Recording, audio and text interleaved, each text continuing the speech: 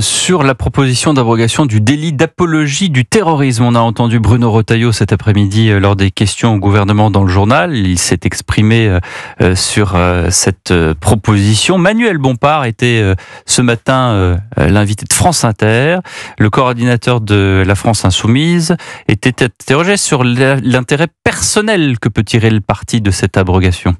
Ce ne sont pas les intérêts personnels que de considérer que dans une démocratie, il n'est pas normal qu'une présidente de groupe parlementaire puisse être convoquée au commissariat pour rendre compte sur des tracts. Ça, c'est pas possible. Parce que qu'est-ce que ça a changé de le mettre dans la loi de en 2014, de le mettre dans le code pénal? Ça a changé qu'on peut utiliser des méthodes de l'antiterrorisme aujourd'hui pour lutter contre la forme d'apologie du terrorisme. Ça veut dire, attendez, de terrorisme est beaucoup plus élevée qu'avant 2014. Vous le savez, Manuel Bompard. Ça veut dire qu'on peut décider de faire des comparutions immédiates. Ça veut dire qu'on peut décider de mettre sur écoute des personnes parce qu'elles sont suspectées d'avoir fait un délit d'apologie du terrorisme. Ça veut dire que Mathilde Panot, la présidente du groupe parlementaire d'opposition insoumis, parce qu'une association considère qu'un tract est une forme d'apologie du terrorisme, pourrait être mis sur écoute. Et ça vous pose pas de problème en démocratie? Et la réponse un peu plus tard ce matin sur Sud Radio de la présidente de l'Assemblée nationale, Yaël Braun-Pivet.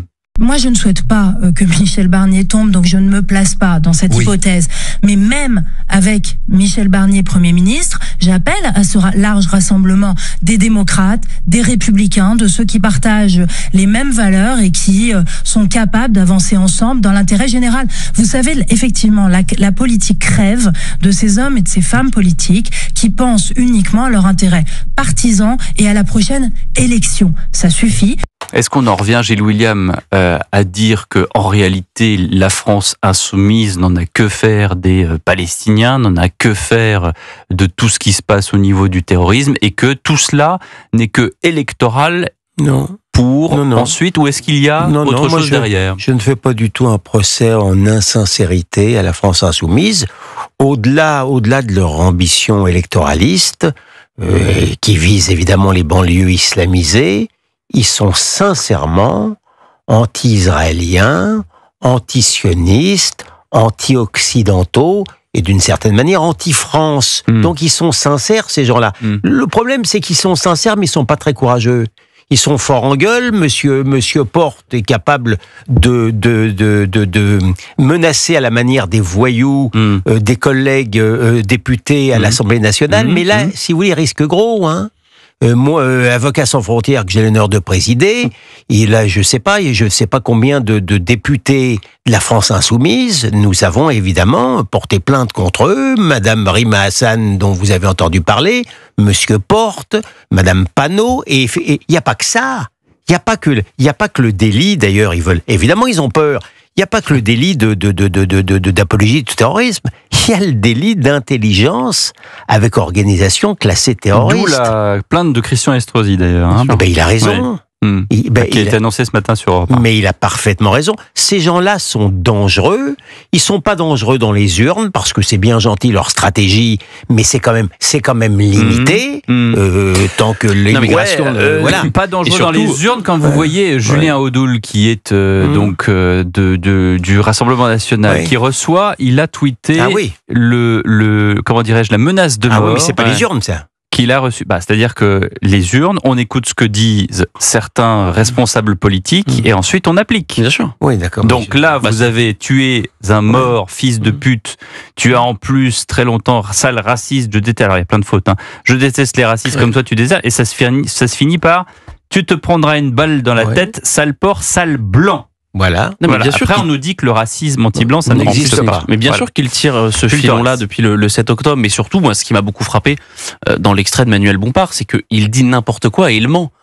En quoi, aujourd'hui, en dehors de l'hémicycle, un parlementaire a plus de droits qu'un citoyen français? Ça n'existe pas. Donc, qu'est-ce que c'est aujourd'hui l'apologie du terrorisme? C'est de parler favorablement du terrorisme en général ou d'un acte terroriste qui s'est déroulé.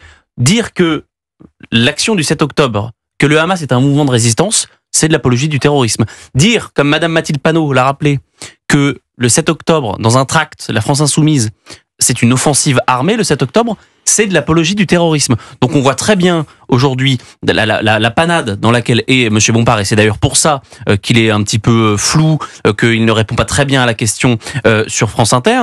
Mais la vérité, elle est la suivante, c'est qu'en effet, aujourd'hui, ils veulent séduire un électorat pour la prochaine présidentielle. Ils le font depuis le 7 octobre. Ils l'ont fait à maintes et maintes reprises lors de la campagne des européennes, et c'est la raison pour laquelle il y a de nombreux membres de la France Insoumise qui sont poursuivis pour ce délit. Je veux ajouter quelque chose, sans tourner autour du pot. Ils visent évidemment les quartiers islamisés. Et on voit que dans ces quartiers islamisés, ils réussissent très bien leur coup. Mais c'est après les avoir excités. Pour le même prix, ils jettent de l'huile gauchiste sur le feu islamiste. Je peux vous dire qu'il y a 30 ans, l'ouvrier de chez Talbot, d'origine musulmane, il en avait rien à faire de la Palestine. Le gauchisme est passé par là. Le racisme anti-blanc, vous y faisiez allusion, Pierre, est passé par là. Ces gens-là sont des dangers ambulants. Et surtout, ce qui est intéressant, c'est que les mêmes qui nous disent que la droite s'en prend tout le temps à l'état de droit, cherchent avec cette abrogation à détricoter notre état de droit, parce que c'est ça la vérité, c'est qu'ils veulent le retirer, et c'est pour ça que c'est une mauvaise raison. C'est la fameuse 6e République qu'on nous annonce le jour où ils arriveront au pouvoir. Et c'est pour ça que c'est une mauvaise raison, c'est que cette abrogation du délit d'apologie du terrorisme, elle n'est pas là pour faire reculer le terrorisme, mais pour protéger les politiques. Et en ça, c'est une très mauvaise raison. Et puisqu'on parlait de Manuel Bompard, sachez qu'il sera l'invité dimanche du grand rendez-vous Europe 1 CNews Les Échos à 10h. Non, mais nous, on reçoit tout le monde, on écoute tout le monde, et après, on peut effectivement mettre face aux contradictions. Je n'y manquerai pas, mon cher Gilles William. Dans un instant, le journal de 20h, et juste après, la colère des agriculteurs. Suite, Patrick Legras de la coordination rurale est avec nous. À tout de suite sur Europe 1.